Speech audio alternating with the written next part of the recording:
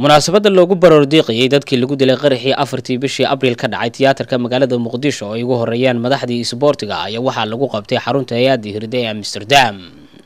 waxaana soo qaban qaabiyay dhalinyarada ciyaaraha jecel ee Soomaaliyeed oo horkacayo Cabdiladiif oo isagoo ah tababara Soomaaliyeed oo ku nool wadanka Holland waxaana suurtagalnimada munaasabadan kala qayb galay hay'adda Hirday fadhigeedu yahay wadanka Holland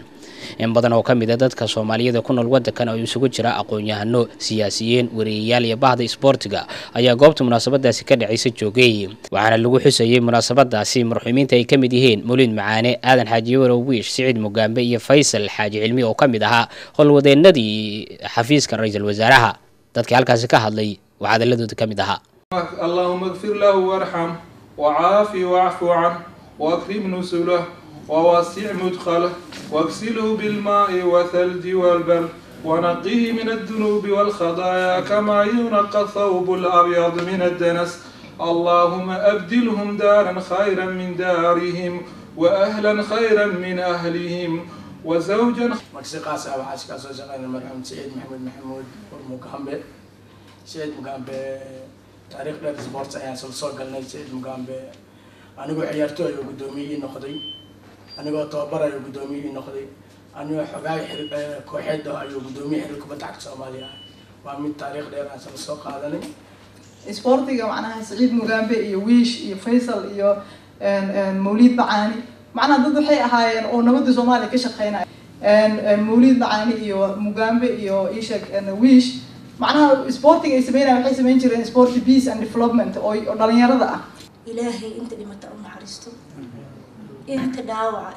إيمانك سبتالله دحتالله إيمانك كيس سعد باب نفهي سنة تبيل وعافمات قبل شقة هيسن ورفاتسن من داوعة استوال كجورة كبدر تدكي كوكا من قابي سبورت سفوك كان ميلا تدكور وقادك تهي قرنك سومالي وحكتك داد ياد وعلص haba ahaata laakiin waxa muhiim ah future kan inaan ku xisaabtano shaqadii culusna ee dadkan noo qabtaan inaan hore u sii wadno ilaa xad waa soo shaqeeyna oo 92 wixii ka dambeeyay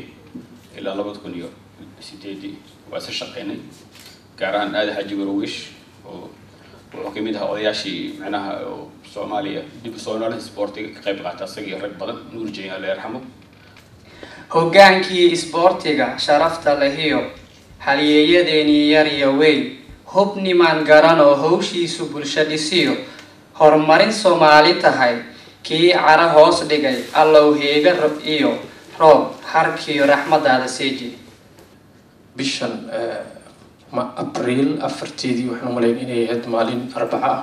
wixii ka dhacay tiyaatarkii magaalada Muqdisho runtiina ay arin aad iyo aad naxdin u leh oo dadka Soomaaliyeed meel kasta ay joogaan ay aad ugu murugoodeen afartan marxuum Allah u naxariisto dhamaantood jannadii firdawsa Allah ka waraabiyo